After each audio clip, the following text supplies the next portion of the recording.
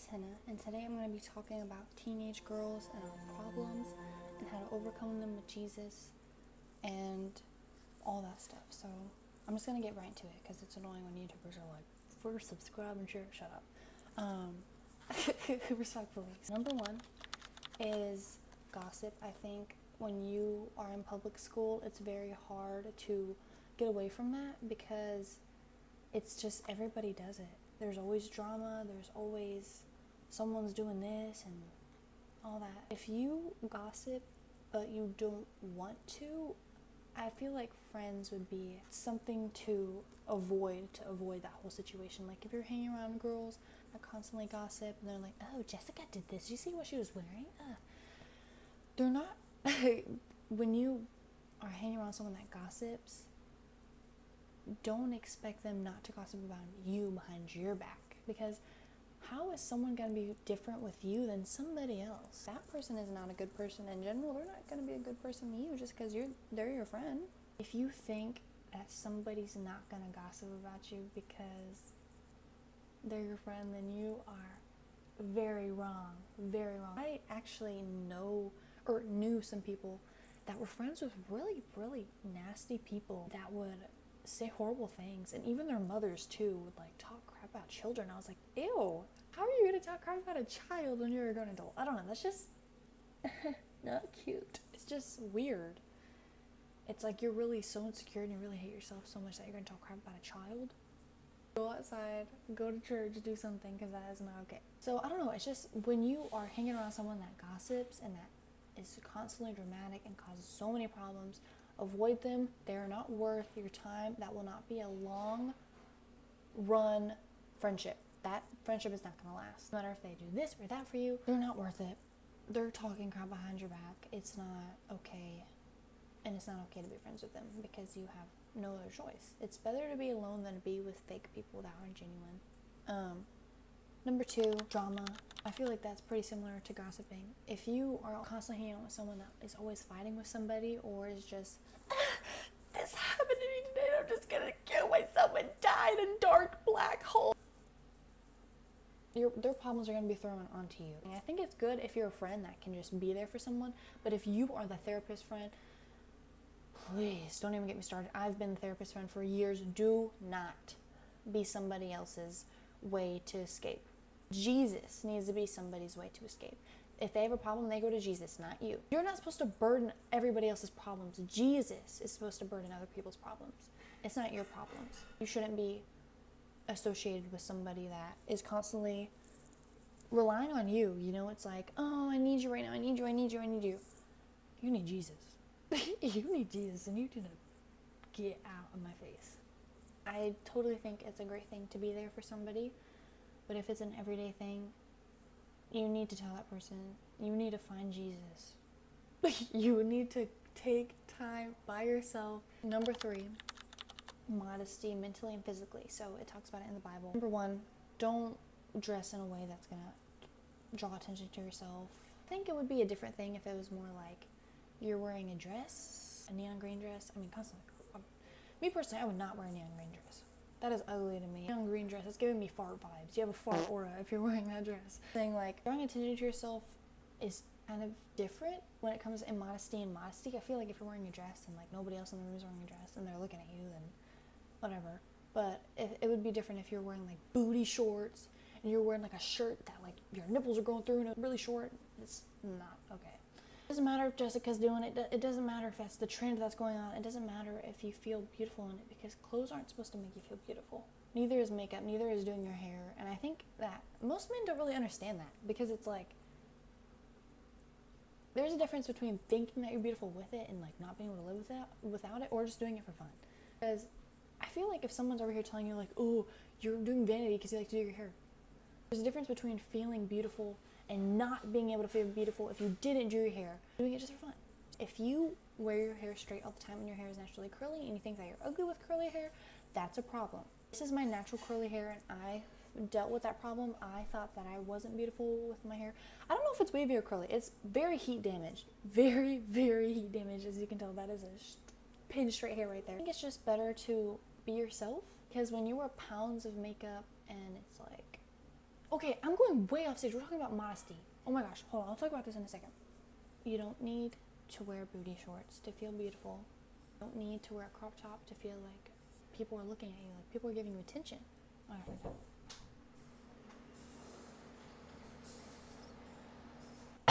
My dad just farted. This sounds really bad. It's like nuclear gas. Anyway, you don't have to feel like you need somebody else's attention, because I struggle with that. I was like posting pictures of myself like so people could comment and be like, oh, you're so pretty, or you know, like seeing all the likes that dudes liked it. I was like, so beautiful, and I had like 100 likes. But it's just like, you don't need everybody else's approval to feel beautiful. I want people to stop and stare at me, right? You're like, oh, I just want someone to just think that I'm the most beautiful girl they've ever seen in their life. And it's hard, because it's something that it's really hard to get rid of. Because once somebody in your life, no matter who it is, tells you that you're ugly or points out an insecurity that you really struggle with, it's going to be so hard to overcome. Because, or like maybe numerous people, especially numerous people, if numerous people have told you that you look ugly, this and that, you're cooked. You're going to be like stuck in that horrible feeling of, I'm not good enough, I'm not beautiful enough. And that's not true. And I'm telling you right now, all the features God gave you, if you want to be tan, I wanted to be tan so bad. I'm so pale. Like right now, the lighting I have is like orangey, so it's making me look more tan, but in real life, I am white as paper. White as this door. I'm basically translucent. I like to joke about that because I'm so white. I used to want to be really tan, but now I'm kind of like a pretty little porcelain doll, you know? So I think that once you accept your features, then it's kind of like you'll be okay. Like I straighten my hair a lot. Now I wear it curly. It's not looking too cute right now, but it's fine. You will get over this if you try. Number 3, idolizing and celebrities. And Johnny Depp. I used to be in love with Johnny Depp. No. That's idolizing, because you're like, oh, I would do anything for them. The person doesn't even know you came out of the womb, that you're living, breathing on this earth. So, like Taylor Swift, everybody loves Taylor Swift. Everybody's like, oh, I would die for Taylor Swift. Or, Michael Jackson. That's kind of like for the older people. Videos of Michael Jackson, like he didn't even have internet. People were over here like dying, fainting. I'm like, bro, this is just Michael Jackson. Like, yes, he's the king of pop, but leave that man alone. No wonder why he faked his death. Y'all are crazy. And that might just be it. I don't know if he actually faked his death, but anyway, I wouldn't be surprised. So it's just like, do you genuinely like Taylor Swift, or is it because everybody else does? Do you genuinely like her music? Or is that just like a white girl thing? Is it just something that everybody's doing? Like, you don't need to be in love with Timothy Chalamet, whatever his name is, or keeping up with the Kardashians. They don't know you exist. It would be like those people with those celebrity blankets or like body pillows. For instance, anime. Oh my gosh, it's totally idolizing if you like are freaking out about this character. If you have like a ton of merch of someone like Goku, or some weird little anime 14-year-old girl that some like 60-year-old man is like freaking out over. It's disgusting. No, it's weird. You need to idolize Jesus because he's God. He loves you. There is not one person on this earth that he doesn't know. So that's the difference between him and a celebrity, is that he knows you exist and that person doesn't. Number 4, lust. Personally, I struggled with it really bad when I was like 13 to like when I first turned 15. It was not like, me personally, I never had a porn addiction. I watched it like probably like 5 times, but I never even knew that you like did something while watching it. I was so innocent. I didn't even know. I was like, oh, I thought you just watched it. Like, bro. Like struggling with all these different feelings when you're growing up, hormones and stuff. I was a little bit of a bop back then. I talked to a lot of guys. I didn't do anything with them. I would just be like talking to a lot of guys and like leading them on and stuff, which was very bad, very horrible. I hope that they're okay. Then once I started getting really serious about Jesus, like I was actually reading the Bible and stuff, I didn't feel lust at all. I didn't even have like the feelings. Lust was not a problem for me at all. It was the easiest thing to overcome, more than cussing. When I started dating my spouse, it's the hardest thing. You shouldn't be afraid to admit that, especially to God. If you're over here like, I can't tell him, he knows. He knows. You have to tell him. Jesus is your therapist, no matter if he talks back or not. He's listening. He's here. He wants you to know that he's there for you. The more you avoid him, the more you won't be okay. So telling your spouse that as well, saying, hey, I'm struggling with this. And that's something they know, so they can pray for you, knowing not to wear a certain shirt. That would be over the top. If your spouse was like, if you're wearing a normal t-shirt and your spouse was like, they need to focus on their own stuff then, because it's not your problem to constantly fix things that aren't wrong with you for them. The difference between what God thinks is okay and what your spouse thinks it's okay. If it's okay with God, it should be okay for your spouse. And if it's not okay for your spouse needs to spend time with Jesus. So, also, something about fashion, like trends, especially for teenage girls, like evil eyes crystals. Those evil eyes are not protecting you. If it's something like an old tradition, anything that isn't Jesus is not good. Throw it away. It shouldn't matter if your great grandma gave it to you. It shouldn't matter if your boyfriend gave it to you. It shouldn't matter if your dad that passed away 3 years ago gave it to you. Throw it away. Let's talk about caring what other people think. I think I already kind of talked about that, but it's most definitely something I still struggle with. I have friends that are not really Christians, but I love them so much and I love spending time with them. But their actions are not what would Jesus do, and so it kind of influences me. It's like, hey, if I'm not funny, this person isn't going to want to hang out with me. Or if I don't agree with what this person thinks about this politic or whatever we're talking about, the friendship's over.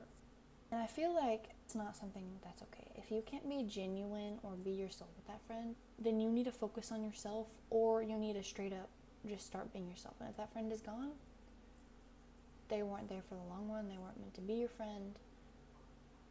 And especially if that friend is being a very bad influence on you, I think you should just drop it. There's a lot of friends I've dropped for Jesus, and I do not regret it at all. I'm telling you right now, anything you drop for Jesus, you will not regret. Let's talk about music. I listened to death metal, raps talking about drugs and sex and everything horrible. Death metal can be really demonic. I don't care what anybody says. I listened to a lot of death metal, rock, all that. I was very emo, okay? I really enjoyed their music, and every time I listened to it, I could feel like this urge to like hit something, or I would be angry, or I want to kill someone. I would just like be so angry, I'd be like, ah. Or like when I was listening to music about rap, I would feel like very like masculine. And also talking about modesty, it's very important to be very feminine. I feel like a lot of people kind of throw that in the trash. They're like, whatever. I feel like it's very important to be very feminine because we are women. We weren't meant to be men. We aren't men. We never will be men. I don't care who that makes mad. It's the truth. It's the scientific truth. Sorry if that makes you upset. You need Jesus. So we're meant to be women. We're meant to be feminine. I used to be a very big tomboy. I wore backwards hats. I don't know, whatever I thought was cool. And I still wear jorts. I don't think there's anything wrong with jorts. I think you make jorts feminine, but I think that like acting like a dude is far different. Like, what was up? With those studs? Please. I'm not making fun of them. I think it's kind of funny, but I'm just saying like that they're an example. Very masculine women. When I would listen to rap, I would feel very masculine. I would spread my legs and I'd be like, I'm so cool. I know it sounds so corny and weird. And it might not be the same for you, but it was just how it was for me. I used to love Playboi Carti. Dude. Or Trippie Redd. Lil Uzi. Oh gosh, he is so demonic. So demonic. Horrible. Absolutely horrible. I rebuke him. He is horrible. I hope he finds Jesus, because I feel like Lil Uzi would be genuinely a good person, but it's just like he's so deep in the demonic stuff. Oh, also, something to know. You can't sell your soul. Your soul belongs to God, but the more you are thinking that you sold it to the devil, you're mentally telling yourself you can't turn back, so you just go deeper into it. So shout out to Justin Bieber, who's like realizing that his soul is not gone and he's starting to praise Jesus.